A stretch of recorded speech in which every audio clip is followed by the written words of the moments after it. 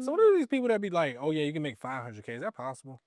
I think what happens is that they're including the equity and all the additional things, so it's not just base. So when you hear 500K, it's not 500K base. A lot of times maybe it's about 200K base and then everything else included. But that's also too when you have a certain amount of years experience, and we're talking about probably like Facebook or sorry Meta or Google or Amazon, those types of companies. Niggas, I be like 500K. I said, ain't no way. Cause it's like, if you make a 500K, like at minimum, you just saw the NFL draft just happen. Right. Like an undrafted free agent at the most is probably taking home at least 100K. And when that's without taxes and everything. So it's like, they're making more than some athletes at that point, right?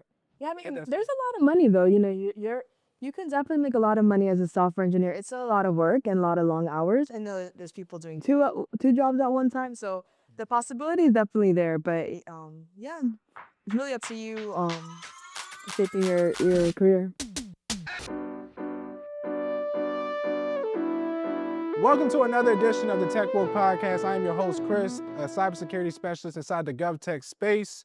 And in this podcast today, we're going to go a little different route. We usually talk about cybersecurity, but we're going to dive a little bit into product management, and we're going to dive in a little bit into software engineering. And the guest that we have to talk about that is Christina Polanco. She's a software engineer. She's also a product manager. She works for a Fortune 500 company. And without further ado, Christina, how you doing today? Great, how are you? I'm doing good on this Sunday morning. Well, not Sunday morning, it's the Sunday afternoon, but it's all the same thing, right? I've been working Right. so much, I forget the times. So how you just chilling? Yeah, it's been a good day. I got you, I got you. So Christina, I brought you on a podcast. We work with each other with your Baja. Mhm. I've been kind of seeing you at a lot of tech events, and I know you're a little bit quiet sometimes, but I'm like, listen, the world got to know what you be doing because you're a straight killer, you a straight dog. Even when I was working with you, you was getting these event spaces. You're doing good work at your Baja. I just had an event recently at Diversitech, right? Correct. Yeah, you was killing it. I heard you hosted so many events, and I just wanted to be like, okay, let's get it on because I seen you was Baddies in Tech highlighted you recently. What was that? Oh yeah, they did like a top 100 women to watch, so I got featured as women to watch in the tech sector. That's amazing. How did that feel? It was good. It was nice. It was caught me by surprise, but it was nice to see that somebody was seeing your efforts and work being done. So it was a nice reward. So it just shows you that you're doing so much work, and there's people are watching you from far.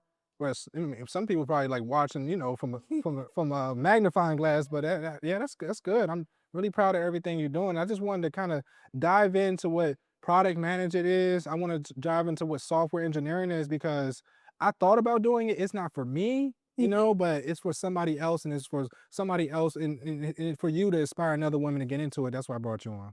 Okay, so let's dive into it. Can you tell me about your early life in high school when you was just in high school? What did you learn tech in high school? Was your parents in tech or did they inspire they wanted you to go a different route? Tell me about high school. Yeah, so high school, I thought I was going to be a lawyer, so I did a lot of volunteering at a teen court. Hmm. So it was really, we got to practice. It was real court cases. We got to practice being the jury and an attorney. And I really sparked an interest in it. And then I started shadowing my aunt. She's a lawyer. And I kind of realized this wasn't for me. So I was like, okay, maybe I don't want to go the lawyer route. And really it wasn't until college. I started off as a business major, so I wasn't always into tech.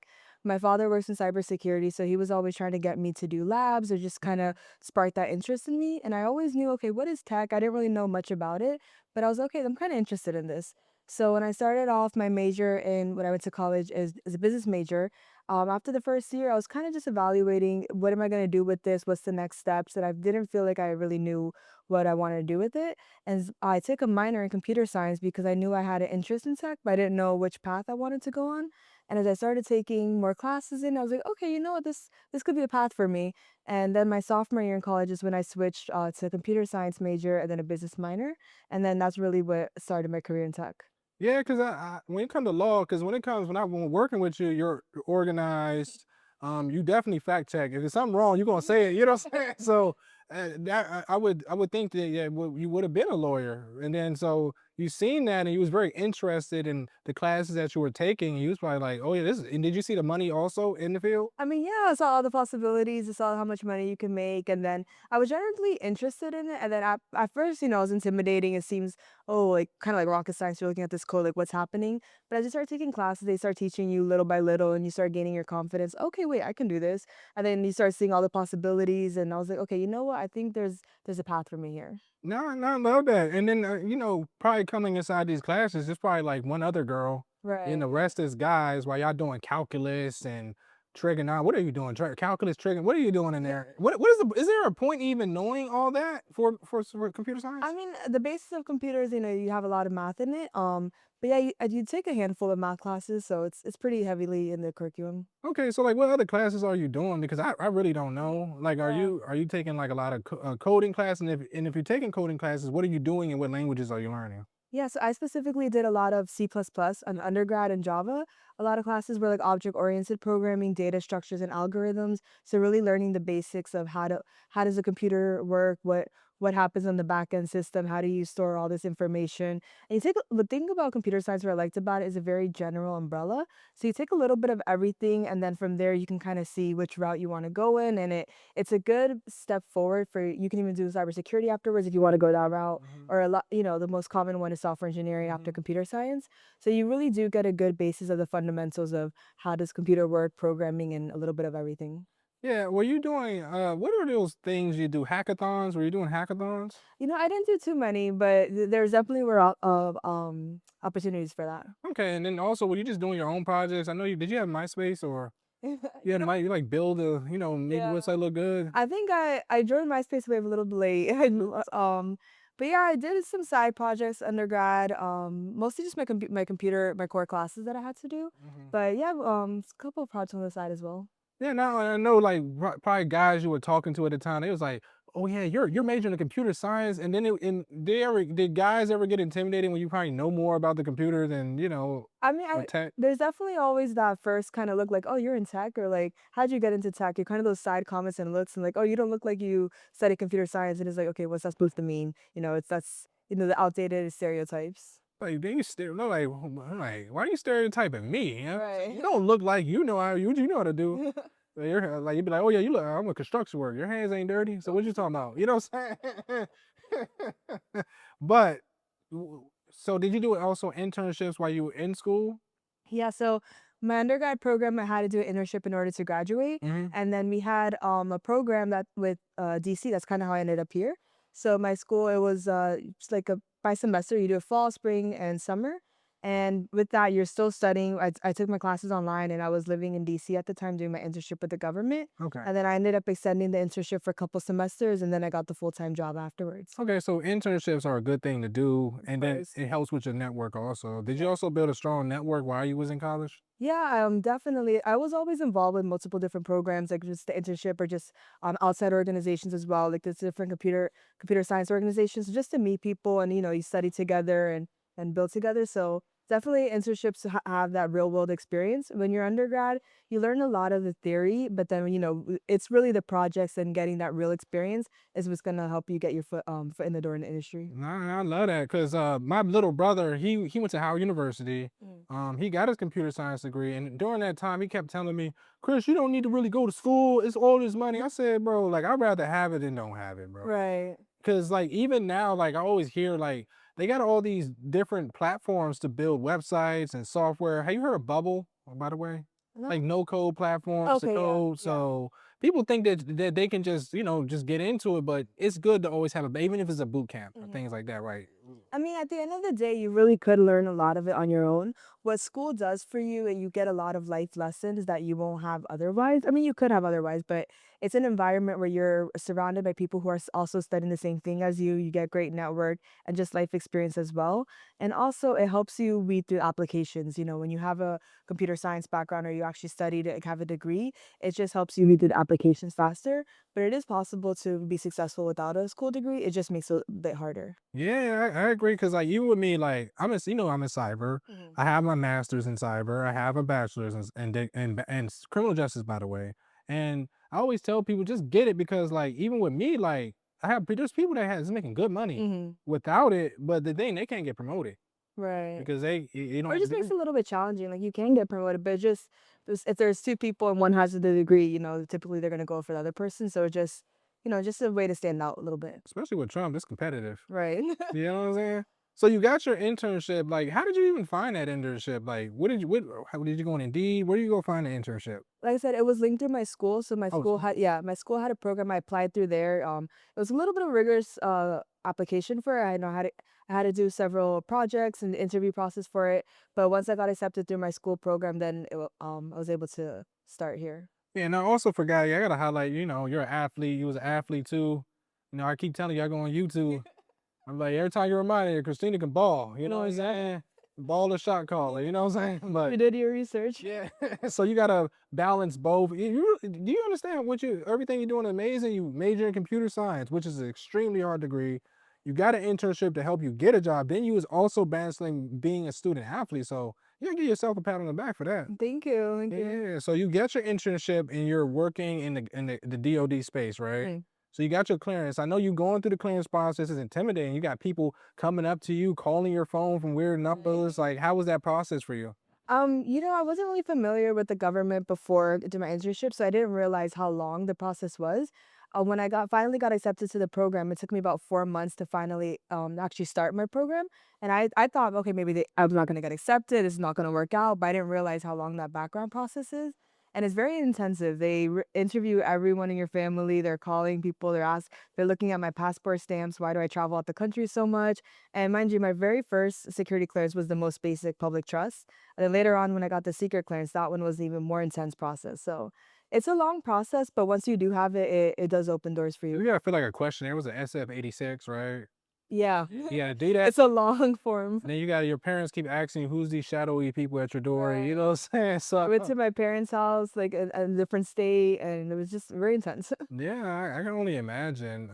But it's the benefits of having a clearance. I always tell people clearance can really change your life because like coming out of school, probably you was making probably between like 75 and 100K. Like, wasn't that life changing money for you? Yeah, especially when you just graduate and, I was like, whoa, like I'm getting paid this again next week. Like, Yeah, like, is this real? Like, right, let me tell you something. When I first started making 60K, you couldn't tell me nothing. right. I'm going And it's important to be, at a young age when you're making that money to learn financial literacy. know that. Yeah, because at first you can know it's fun, you get all this money, but it's easily to blow it. So Yeah. it's important to manage your finances from the start. You be like okay, like, okay, I'm getting 3,000. Okay. Yeah, I gotta pay my rent, but I'm going to Cozumel. Right. No, I'm going to Italy, you know what I'm saying? But or you going to a different, going to eat, different place, the wharf, so yeah, it's a difficult process, especially making money in tech. And with clearances, like what type of clearance did you have? I had the public trust when I first started out, and then I got the secret clearance later down the line. Yeah, and for the audience, there's different types of clearances. You got the Mm. public trust, you got the top secret SCIs, full scope, and having all those clearances can really level up your money. Like even if you get the full scope, you can get into tech just by having a full scope. Because it's like I don't know, don't fact check me, but I think it's like 5%, 10% people that can even have a full scope. Yeah, it's a long process, but it's worth it if you get opportunity to get sponsored. And if you're not a criminal. Yeah. Yeah, as long as you ain't doing no drugs and you ain't no financial issues, definitely do it. Right. When I first got into tech, I was green. I was lost in the details, unsure of it all. Then one day I had my woke moment and everything clicked. The pieces came together and things just got better. The moment of clarity inspired me to create Tech Woke clothing. For those that have had the same awakening, this is for the tech community that's woke to what's next. Step into the future with cutting edge designs, smart fabrics, and fashion that evolves with you, bold and intelligent, sustainable, and get your merch. Join the Tech Woke movement, wear the future. Shop now at shoptechwoke.com. Thank you. So you get your role, you move to DC by yourself, and your family's in Florida. That's scary, ain't it? Yeah, I mean, I started over in college and I started over again here. So it's an adjustment. It's hard when you move to city, you don't know anybody. I know I thought when I came to DC initially, I thought it was going to be 6 months, and now it's been like 6 years me here. Yeah. So, it takes time for you to find your community, but once you do, it makes it better. Yeah, it makes it way better. Okay, so you started your new role. Like before you even got that job, like I know it was through the internship and you was killing it at the internship. So it was like, let me give you a job. But like kind of explain the interview process for somebody that's new. Just go back to yourself back then. Like, what was Mhm. the process like? What did you have to learn? Things that would help somebody else. Yeah, so a lot of times because I was doing software engineering, you have a coding interview. So they give you a coding problem. Okay, how would you solve this? And then it's really looking at, okay, once you do write your code, is there a better way to solve this? So really focusing on, especially if you're going to big tech companies, what biggest thing is data structures and algorithms. When I first started, since I did it through my program, my interview process was a bit different. So I didn't have the typical, but I've done software engineering interviews elsewhere. And a lot of times, you have about 4 to 5 rounds, and it's you have your behavioral interview, the very behavioral coding questions, and really making sure that you're able to speak on all the work that you have in your resume, go into details about it, and being able to cover it through that coding practice. Okay, that's cool. That's hard because like with my job, I don't have to do too many technicals. I can know Yeah. that's intense. As a person coming out of college, you nervous, you're trying to make it be successful, and you got to pass all these interviews. Is that still the process currently? Yeah, if anything, I feel like it's more intense. It depends on where you're going to. I feel like when you interview for government roles, sometimes the interview process can be a little bit less intense than Mhm. the big FANG companies. But regardless, and sometimes with coding, sometimes the interviews can be a little more intense than what you're actually doing on a day-to-day job basis. It's kind of just a way to read people out and just really make sure you know what you're talking about. But yeah, it's an intense process. Okay, so you got in this role, you got your clearance, you moved here, you did the interview, you're coming into this new environment. Can you explain like go back to that time, like when you started doing the role, like what how was the environment new to you? Like what did you have to do on a day-to-day basis? Yeah, so I was working a lot in Java backend development. So, Mhm, for those who don't know, you have your front end, back end, and full stack. Front end is really what the customer is seeing. mhm. For example, when you go on a website, all the icons, everything that you're looking at, that would be a front end developer that's making it. And then the back end is what you're not seeing the actual logic of how a computer works. For example, when you click on a button, how does the button know what to do? Where's that information being stored? What does that look like in the database? So just all the logic of how the actual application works. So I was doing a lot of backend Java development, and it was pretty similar to a lot of what I learned in undergrad because like I said, undergrad I did a lot of C++ plus plus and Java. So I was really thankful that I got placed in a team that I already knew the language and I already had a lot of similar projects to it. Day-to-day basis, I was working on this web application. So it was essentially helping the geography team. I worked at, can I say the company name or I don't know? Don't say it. Okay, no, right. I was basically helping. Start back over. Alright, sorry. So I was doing a lot of Java development. I was working on this web application and day-to-day basis, working in a typical agile environment where I'll get a ticket and really just focusing, okay, how can I make this ticket work? I was doing a lot of pairing with senior developers as well. So code reviews, also I got to work with database, working with SQL, how to manage thousands of records and just like updating the database as well.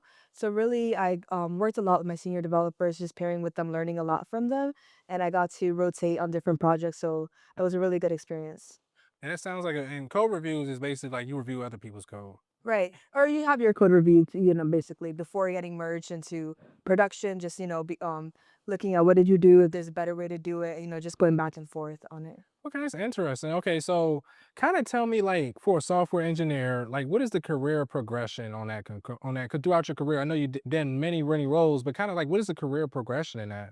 I mean, you can really shape it to how you want it to be. Typically, if you do software engineering, you move up to senior engineer. You can also become just a director, VP director. You can go that typical path.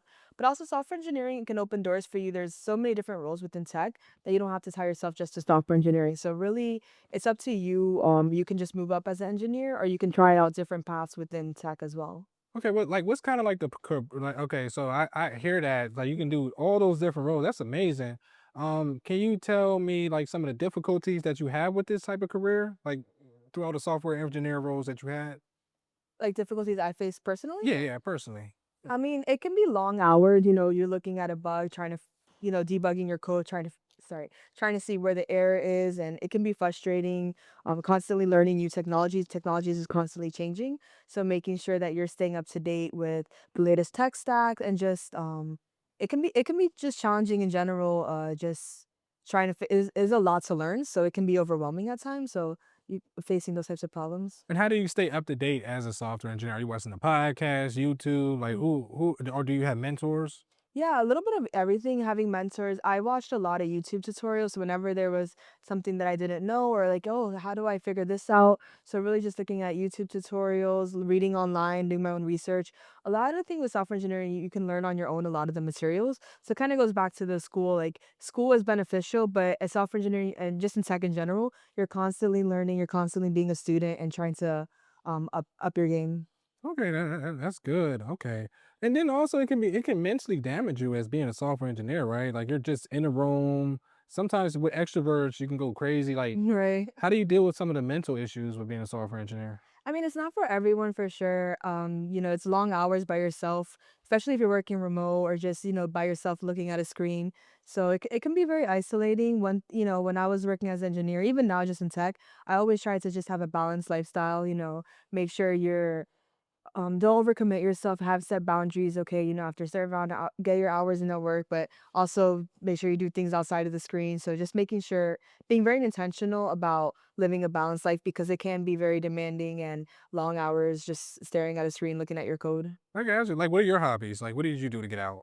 I like working out, staying active. I like photography, I like to travel. So trying to just do things outside of just being on a computer all day. Oh, okay, yeah. Even with me, when I first got into tech, like I thought you used to do that. That's my identity. You know what I'm saying? Like I'm more of a person that like to go out. I like to travel. I like to have fun. Right. And I'm like, man, I can't keep doing this. But what I've learned more recently, like sometimes you got to go in the community. Like with Trabaja, for example, you're Right. doing a lot of good work with them.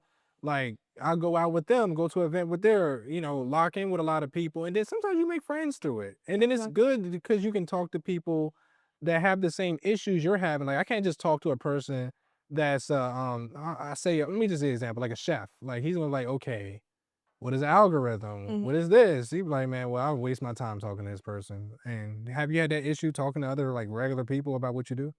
I mean, yeah, I feel like most of my family are just friends that are in the tech space, like, are still like, "What does she do?" And they know I work in tech, but only know what I do. But that's something that I did realize after about my first year working in tech that I wanted community more, especially when you move to a new city, you don't really know that many people, and I realized most of my coworkers were my age and people that I was around. I was like, okay, who else looks like me that's in tech? And I feel like now more than ever, there's so many different communities, like Trabaja, or there's just in general tech communities people around the similar age and just coming together, which I really value. Because when I first started in my career, I didn't have any of that. And I remember I was searching for that. And the first community I got involved was this one here in DC, Black Girls Code. So I got to volunteer with them a couple of times. And that's kind of how I started learning about different community groups and just staying active with it. So it is a game changer. Nice to be involved with them. Yeah. I understand. Like being a software engineer is, and I can only imagine like that's a role I cannot. Well, I don't like saying negative. Right. I can do anything I want. I Exactly. could be a pilot if I wanted to. So Put your mind to it, and there's yeah. no limits. Have you ever thought like, hey, I want to just start my own startup? You know what I'm saying? You ever thought about that? Yeah, there's a lot to it. I mean, I've had different business ventures that I've thought about getting into, not necessarily 100% tech startup, but incorporating tech into it. So yeah, it's in the back of my head. Right now that's not the path I'm on, but I'm not opposed to it if the right opportunity comes up. I got you. Like me, I dabbled into it. I created marketplaces in the past. Oh, I nice. actually started a marketplace. I built it literally. I built this whole thing with no code tools. Like I had Nice. Zapier do something. I actually wrote a small amount of code to get it to work properly. You know what Okay. I'm saying? So I'm a little bit into it. Yeah. But the only issue with that is just nobody. I was able to get people to register on the marketplace. I Mhm. couldn't get people to buy because nobody even know what no code was at the Mhm. time. So it happens, Yeah. so they never know. So, tell me about like, let me tell you about the money, like, because I hear all these software engineers, especially now, like, I've been hearing that software engineers becoming out of date because they have all these AI tools, and I do know that they can't replace it, but like, can anyone replace software engineer? Now that I think about it, can it replace it? I think what's gonna happen, it's mostly gonna be an aid, but maybe the number of software engineers eventually will go down. But at the end of the day, we're always gonna have to need software engineers. We're gonna need people to build out these AI tools and to manage them. But at the end of the day, it's not gonna fully replace engineers. If anything, it'll replace the amount of engineers. Okay, so like, is there like a specific like for software engineering? Is like AI software engineering separate from regular or software engineering? Um, I mean, it depends on like software engineering what you're coding on. You can work on AI projects, so like, I guess yes and no, but it's kind of like all in the same roles. Oh, okay, that's good. So like, I want to know about the money. Mhm. You know, I'm a money person. We got to be all money people with this economy. You know, Right. 100K ain't really not what it used to be no more. But And if you really take 30% off, it's like 60K. But like how much? What's the low end on the rolls you can make, and what's the high end? I mean, that can be such a wide range depending on what company you go to and your experience and where you're at. So that's definitely a wide question, but starting off, if we're talking about gov tech or just outside of FANG companies, we all know FANG companies, the salary is a lot higher, but realistically you can be making about 70 to 100K easily as an entry level software engineer in a regular company, and that's not including stocks, equity, and everything else, but you're looking at around that range, and really once you get a couple years of experience, you really can be making about 130 to maybe 180 around That's that good range. money. So yeah, it's pretty good So what money. are these people that be like, oh yeah, you can make 500K? Is that possible? I think what happens is that they're including the equity and all the additional things, so it's not just base. So when you hear 500K, it's not 500K base. A lot of times maybe it's about 200K base and then everything else included. But that's also too when you have a certain amount of years experience, and now we're talking about probably like Facebook or sorry Meta or Google or Amazon, those types of companies. Niggas, I be like 500K. I said, ain't no way. Cause it's like, if you make it 500K, like at minimum, you just saw the NFL draft just happen. Right. Like an undrafted free agent at the most is probably taking home at least 100K. And when that's without taxes and everything. So it's like, they're making more than some athletes at that point, right? Yeah, I Get mean, that. there's a lot of money though. You can definitely make a lot of money as a software engineer. It's a lot of work and a lot of long hours. I know there's people doing two jobs at one time, so the possibility is definitely there. But yeah, it's really up to you shaping your career. Making the transition to private sector. I know we're going to get to yours in the future, during this podcast, but because you transition to private sector, but like, so like, what is your differences of working in gov tech versus private sector, and which one do you think you prefer? Yeah. So I started off my career in GovTech. DevTech is good job stability. Well, I don't know if this is safe to say that now, given the current environment. But GovTech, having your security can be good job security. It can be a little bit slower. That's the main difference, the main complaint that you hear. Besides working private sector is a little bit more cutthroat, fast paced environment, and also to the code stack that you're working in GovTech can be a little bit outdated. GovTech is good security, focuses more on security and longevity, whereas private sector is more on what are the latest changes, and also focus more on how can we improve the user experience. So that's kind of the biggest difference that I noticed. Yeah, there's a little bit of politics in the gov tech Yeah. space. Like private sector, I've been thinking about going over. I've been updating my resume. I might have an opportunity soon, so we'll see. But with the private sector, it's a good space to go into. But it's just my only issue is like it can be a little bit intimidating because it's more fast. It was like in the gov tech, they're delayed on technology. So you in there, you have to be go, go, go real Right. quick because you got to be on your technology. And then you got people they have more to prove. So you can't really have time to fail at anything. And And it really depends on what company you're obviously, if you go to the FANG companies, even more cutthroat, or startup culture, I've noticed that even more so, they really depending on you. So it depends. You can have a little bit of a slower trajectory, certain companies, but yeah, typically private sector is a little bit faster pace. so, Christina, you've been working as a software engineer. You're killing it in that role. You've been doing it for a while. What made you want to make a transition to a product manager? And then not only that, what made you want to go to the private sector? Yeah, so I was doing software engineering for about 5 years, and it got to a point where I was thinking, what's the next step? Do I want to continue leveling up as an engineer? And I was spending a lot of time just coding by myself, and I was okay, I want to do something a little bit different. I didn't really know what other roles I could do, so I know I had a very traditional background with computer science, software engineering background, so continuous engineer just made the most sense to me. but I really wanted to maintain my tech background, but then do something else in tech, maybe just not code all day. So I was doing a lot of research. What are the possibilities that I can do? And as an engineer, you work a lot with product managers. So I was looking at them and just I started getting curious and asking them, okay, so what does your day to day look like? Started shadowing them, and then I started saying, okay, you know what, maybe this is something that I want to look into a little bit more. So I did. I took a course. I took a boot camp course on product management just to learn the fundamentals.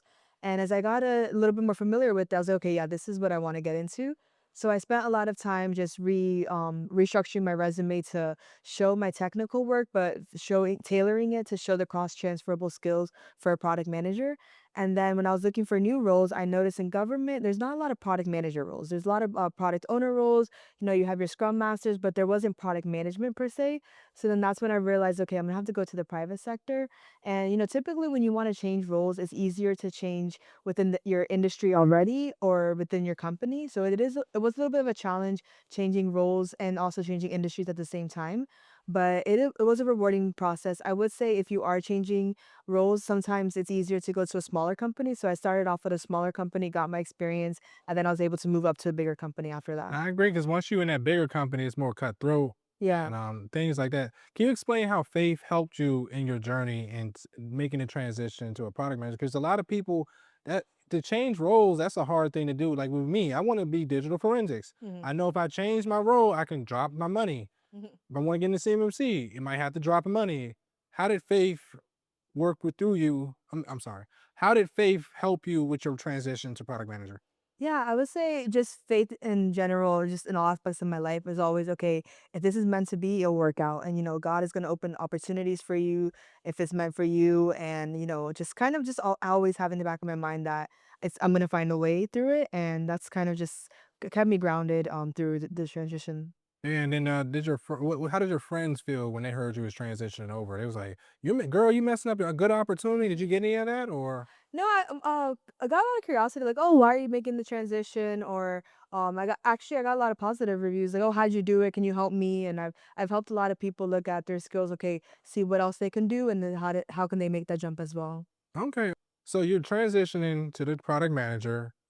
You work for a smaller company, then you start working for a Fortune 500 company. Mhm. What was the interview process to get to this role? Yeah, so I've really studied a lot on how to crack the PM interview, the management book, and that really helped me set the foundation. A lot of it is case studies. Mhm. So, get in product management typically to ask, okay, if how are you if some sample questions you get is how name of one of your favorite products, and then how would you improve it? What would you do? And then a lot of times you get a case study. So then it's about a 45 minutes and you have to go through, they give you a problem to solve, and then you're going through kind of like a coding and exercise as well, but more product management, of course. And just like how would you improve a product? How would you go about it? And they really what they're testing is to see the way you think. With product management, the main differences with software engineering is that there's no right or wrong answer at the end of the day. It's a bit more subjective. It's just seeing like, hey, how would you solve this problem? And we want to know are you thinking about all the edge cases?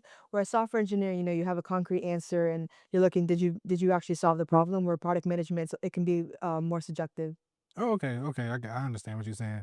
So you when you got into this role, was you nervous? Yeah, I was glad. At first, you have the imposter syndrome. I've been working as a software engineer for so long. It's like, okay, wait, am I fit to be product manager? Or like, can I do this? Even though, you spend a lot of time studying and preparing for the role. Now, when you get it, it's like, wait, can I take this on? Do I know what I'm doing? And then a lot of it's figuring it out as you go. And then you realize too, a lot of people they're figuring it out as well. So no one has all the answers. So, just keep going. Yeah, and then too, like, so you started to understand the beef now, because I know you was a software engineer and now you're a product manager, then now you understand kind of the beef y'all been having, right? Right. I mean, yeah, there's always that back and forth of these product managers, software engineers. What happens a lot of times is the disconnect between the product managers. Some product managers aren't technical, so they don't always have the knowledge of what goes on in the back end. So when you're making decisions of our timelines, what features we're going to prioritize, or how fast we're going to do certain things, when you don't have that technical background, you make certain decisions that don't align really with what's feasible. So sometimes there's that tension between the two roles. Yeah, because even at my job, when I first started in cyber, I used to be like, y'all need to do this in like a week. Right. And they be like, bro, do you understand you Right. can break this system? You know Uh-huh. what takes, you know what I'm saying? So like that's probably how they was thinking. They was like, man, y'all don't understand what we doing. And we're actually the real workers. Right. Y'all just sitting in meetings all day. You know what I'm saying? But no, but that's work too. Right. Y'all can't do what I do, and I can't do what y'all do. Yeah, and right, there's that perception that, oh, you just sit in meetings all day, but there's a lot of decisions that being made as a product manager when you're working with business and you're working with engineers. Okay, what is what problem are we trying to solve? What are the needs of the customers? What features do we need to prioritize? There's a lot of things that goes on, on each side that you're not always visible to. So when being able to work on both roles, you're like, oh, okay, so it opens you up to like what's really going on. So what is a product manager? I don't think I ever Yeah. answered that. What is that? So really as a product manager, you're connecting the business needs and the customer needs. So you're going to the customer and seeing what is the problem that we're trying to solve. And then the business side, okay, how can make the business money, or what is the business goal that we're trying to solve? So Christina, like we haven't talked about it. Like, what is a product manager? Yeah, so as a product manager, you're setting the strategy and vision of what the product's going to look like. You're really connecting the user's needs and the business goal as well. So you're going to the user and seeing, okay, what is the goal that we're trying to solve? And then you're going to the technical side, okay, how can we build this out?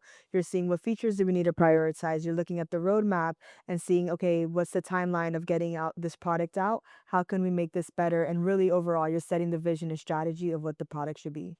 Yeah, and I hear that a lot because a lot of people, like even when I was getting into trying to be the next Steve Jobs, I was trying to create my software. So I didn't have a vision. I Hmm. didn't even know who I was really trying to help.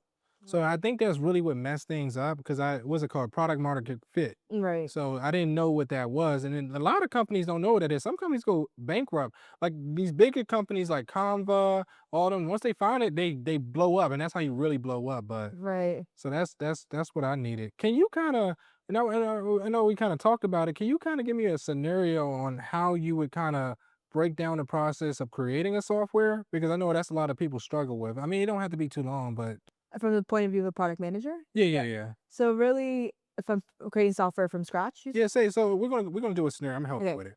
Say I want to create a job board for specifically GovTech people that want to get a job. Mhm. How would you be the visionary for that? Or, do you have another scenario? But that's kind of what I'm looking for. Okay, first I would see what the current market looks like. So are there any other job boards related to this, or what current job boards are there?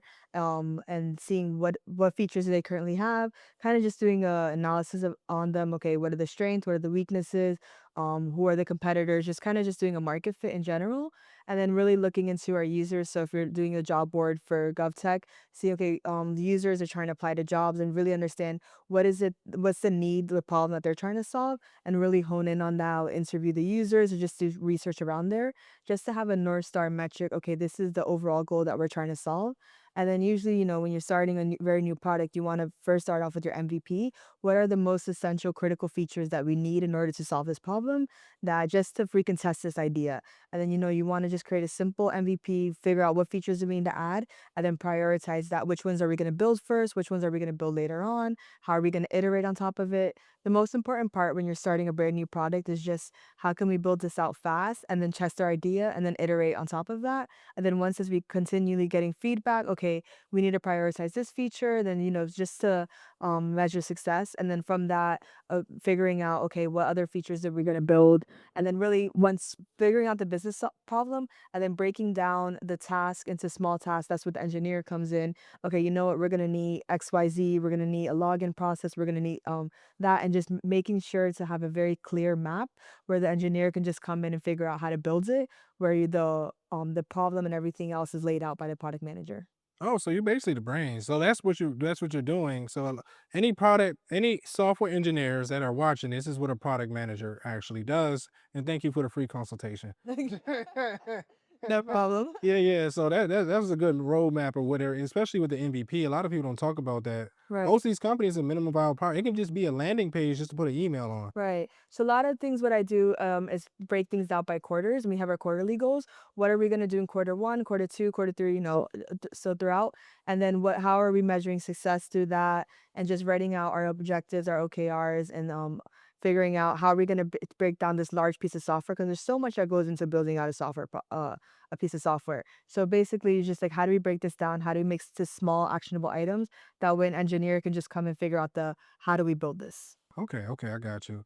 Okay, so what are some of the difficulties you deal with for being a product manager other than dealing with the software engineers? I know there's a lot of other things behind the scenes, maybe CEO don't know what he's doing, or they're trying to push out something that don't make sense, it's gonna cost money. Like kind of break down those Right. difficulties. Some of the biggest things is managing the different you're managing different people's emotions. It's just basically everyone has an opinion of what needs to be built. So, you can talk to CEO, you can talk to the business side, you talk to the users, the customers. When you're interviewing all these different people, everyone has a different opinion of we need to work on these features, we need this, we need that. So as a product manager, you need to filter out, okay, what are the actual features that we have to have that's going to make sense? And you need to make those decisions. And sometimes you need to make decisions without having all the data. Maybe you interview like 4 out of 20 people, and then you realize, you know what, we didn't get all the information we need, but you need to make certain decisions.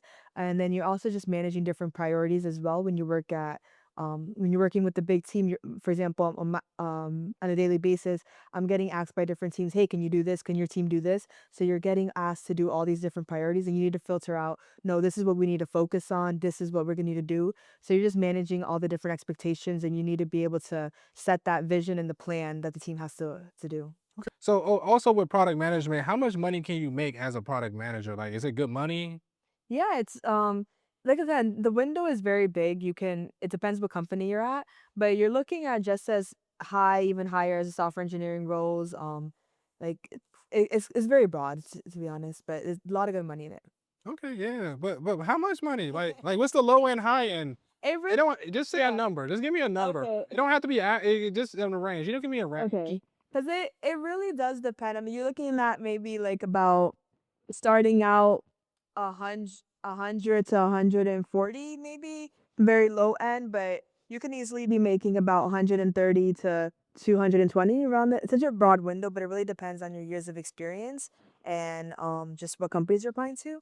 But it's looking at a good window. So like what's so With like that? for a product manager, like how do you upgrade your career? Like you just stuck there or do you or become like a manager or like an upper manager or how's it Yeah. work? I mean, just like with other positions, you can move up product manager, senior product manager, can be a VP product manager. You can also move into other spaces. You want to do product marketing management. So you can also just kind of do like a path into other product roles or just other roles in tech as well. So it really depends on what you want. Okay, okay. Can you tell me about like being a woman in tech? Like with some of the difficulties that you have or dealt with also? Yeah, so walking into rooms, when you're one of the very few or there's no other woman in the room, and you kind of get those looks like, oh, is she in tech or does she know what she's talking about, and having that feeling where you have to prove yourself twice as hard as to your peers. Mhm. So kind of just it can be very intimidating going to certain spaces. So just making sure you have that confidence and you're able to kind of just you have to sometimes you feel like you have to prove yourself more to others. So I think that's the biggest thing. Yeah, because so like even for me, I get challenged a lot in a lot of roles. Like a lot of people come at me and ask me a lot of cybersecurity questions. I've experienced now a lot of new people that's in cybersecurity. They'll learn something and then they'll come tell me about it, like I don't know about it, Mhm. just to kind of test my knowledge. Like, do you deal with that from a lot of men from what you when you're doing a product manager? Like, is that something you go through a lot? Yeah, I feel when I was a software engineer, I went through that a little bit more. Kind of, you get those questions like, "Oh, how would you solve this type of question? How would you solve this code? What approach would you use? What language you use?" Or just asking kind of questions along the same lines. And it comes from like, "Oh, does she really know what she's talking about?" And it goes back to feeling like you have to prove yourself more to people. So yeah, I've definitely dealt with that. How did that make you feel? I mean, at first it can be intimidating when you're first starting off, like um you feel like, "Okay, why do I have to prove myself more to people?" But you kinda just learn to deal with it and just, um, push through. Did it ever like mess up your mental health or? No, not so much, but just I guess, just you learn not to feel intimidated so much and, learn how to have a little bit more confidence and walk into a room and, demand respect and, just say that you deserve to also be in those spaces as well. Yeah, so that's interesting. Like, being a woman in tech is different things you deal with. So it's very interesting to hear that you're going through these different types of things. What outside of tech? Oh yeah, no, what outside of tech are you doing also? Like, what do you do for fun? Yeah, so I like to stay active, work out.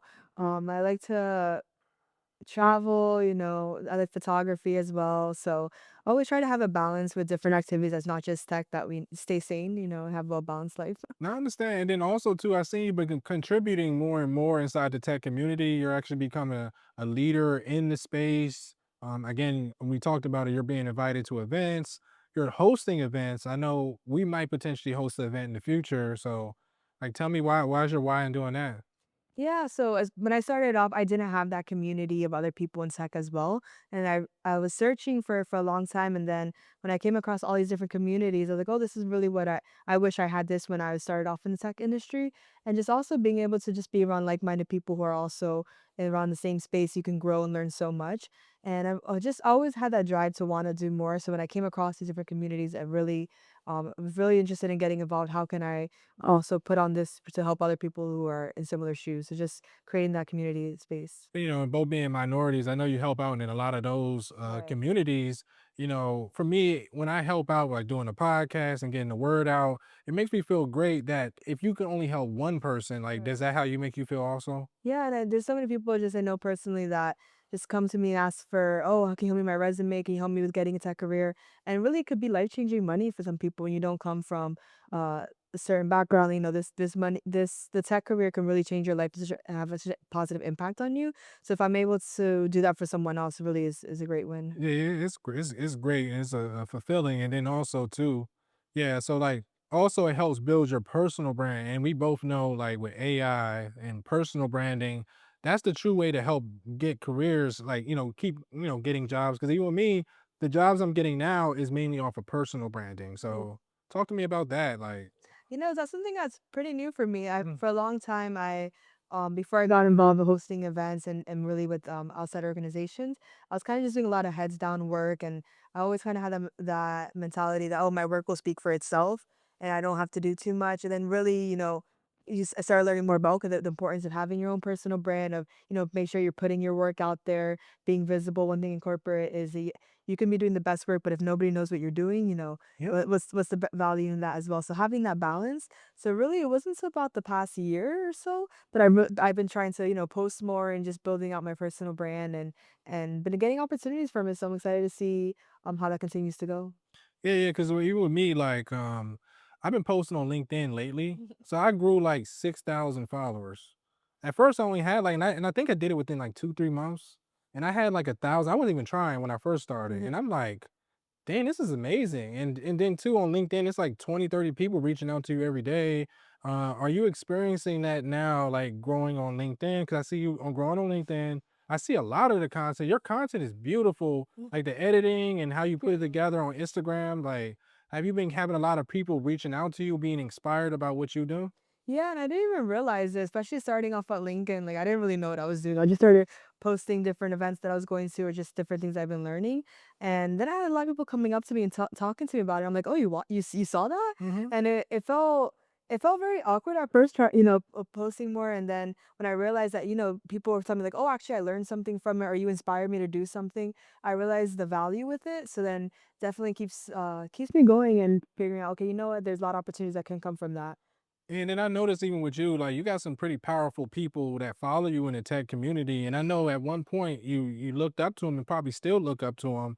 Like, how does that feel when some of the influencers, I'm not even gonna say influencers, leaders in the tech industry follow you? Like, how does that make you feel? I mean, it felt like a full circle moment for some of the events, but even just like collaborating together is like, oh wow, like it's like you say, you look up to people, then the next thing you realize that you're also doing the same thing as them. Also, it also helps you realize that nothing's out of reach. Sometimes things can feel like, oh, I can't reach a certain goal, and you realize, oh wait, I can do that just as well. So I, overall, just if it felt, sorry, I was it. It felt like, nothing's out of reach and that you can also that you can also attain that as well. So it's been a good experience. Yeah, because even like I follow this guy named Textual Chatter. A lot of people don't know it. I really look when I wouldn't even have a podcast if I never seen Textual Chatter because he's like he's a nerdy guy. Because I thought you had to be flashy. I'm not I can dress a little bit. I can dress a little some. You know what I'm saying? But I've never been a flashy guy. I'm a nerd. I'm a very introvert. Sometimes I can be a little awkward. But I didn't know. So when I saw his content, him being real, being understanding, And then when I actually got on his podcast, it's like, man, it was amazing. Just like doing, because that was my goal. Mhm. And then when I got the goal, it's like, that's amazing. But I'm still gonna continue helping people. But Right. is that how you feel too? Like, Yeah, it definitely, like I said, it makes you feel like nothing's out of reach, and also inspires you when you see just being around the community and you see what other people are working on, or you also just so there's things that I'm like, oh, I didn't even think about that. Or I didn't know that that was possible for me as well, and just being invited also to certain spaces where it just expands your horizon, and you feel like okay, like there's so much more that I can do here. So, okay. So Christina, we know we both go to networking events. We met at networking events. We've done networking events. When I see you at networking events, you just turn into a whole different person. You just like in there because you always be there with your friends. Because it's funny. I see you come with your friend, and it's just funny. Y'all just be like this, and then y'all just split up, and then y'all just be like getting it in. So to work. y'all be getting to work. I be like, dang. I be in the corner just staring off. You know what I'm saying? But it's amazing sight to be, and there's a lot of mixers, conferences, things like that. I've noticed a lot of mixers. I seen this guy post online. He was like, it's just big dating events. Everybody's just trying to date. And I ain't gonna lie, it's a lot of that going on. Me, I try to go networking. I'm not really trying to date. There's other ways to find that. But like, what's your experience like that? Guys just trying to date, or they actually trying to network? Same thing with people. Or how's your networking going at the events? I think it's about being very intentional also to the type of spaces that you're in. A lot of networking events, if you go to networking events where it's more of a party scene, just DJs having an open bar, those tends to be a little bit more where you experience those types of encounters where people are kind of just trying to flirt with 12 you. stories. Yeah, we don't have to name specifics, but when you're in those type of environments, those are what you typically you see. But when you're a little bit more, and for example, if there's like an actual workshop or a little bit more tech focused, or there's it's not just a party club scene. I've been able to just network with great people as well. Or even when there's a party scene, it's just about being intentional, having those conversations that are you actually talking about something of substance, of value, or you're just kind of just flirting around. So I've been able to filter out those types of situations where I feel like, okay, we're not on the same page. Let me just like walk away from this. So Yeah, nah, I agree. Like sometimes I'll be like, one time I was at a networking event, and then I'm literally thinking that there was a girl there. She wanted to know about podcasting, so I called her and she was like, "Hey, are you trying to date?" Like, 'cause I was gonna go out and network. She was like, "Hey, are you trying to get at me?" I was like, "Not really. I would have told you, hmm because I'm very honest. I'll tell you if I want something, I go get it. You know what I'm saying? And if you told no, it's cool. You know what I'm saying? Not wrong hmm we told no, but that was kind of like that was my first time. I was just like, dang, my equivalent for a guy, like, dang, you just took advantage of me. You know what I'm saying? I'm just I'm playing. I'm just playing. But I understand that because a lot of times you could go to a event and you're thinking like, okay, I could made a good connection. Like I'm actually interested in what you're working on, and then it kind of turns into like, no, they were actually the person who's trying to pursue you. So that happens a lot. So you kind of have to have your guard up a little bit. So Christina, where can the audience find you? Yeah, they can connect with me on LinkedIn. Search my first and last name, Christina Polanco, and connect with me on Instagram too. It's ITSS dot Christy, CHRISTY, 3 Y's. So Oh, it's Christy. okay, yeah, she got some great content. She talks about the space. She helps out a lot of people. So make sure you check her out. Christina, also too, and you're doing a lot of great things, and I want you to say some big things. I want to hear some big things. I tell people this all the time. I'm a person that like to speak things to existence. I don't care. If we work together, so you know how I be. I don't care. You know what I'm saying? For me, I tell the truth and Mm. try to keep it as much as possible. But what is your goals for the next 5 years? Ooh. Yeah, so So I have several. I definitely want to move up within my current tech role, move up with it as a product manager. I also have some business ideas that I hope within the next 5 years that they're already flourishing. Have some um, making it pretty big within that as well. So have a couple different goals that I want to reach. So we'll circle back on that. we're gonna circle back on that. I'm Max. Got to see you at some point. So, Christina, like, there's a lot of people in here that's inspired about what you said. You told your story. What is one thing you want to lead the audience with? It can be a quote, it can be a statement, something that you can inspire that next person, that next woman, that next man to achieve the things that you have done in your career. I would say nothing's out of reach. A lot of times you see certain things or certain goals and you feel like it feels very far fetched, or oh, I don't have the same experience with that person or this person. You sometimes we take ourselves out before we even tried. So that's something that I've realized that, you know what, no, keep failing forward. You're gonna mess up. Even applying the jobs, you get so many different no's, but it just takes that one yes to really make it change. And then nothing's out of reach. So if there's something that's calling you that you really want to pursue, keep trying. Learn as much as you can. Try to network with people, and know that when eventually the stars are gonna align, and the opportunity is gonna work out for you.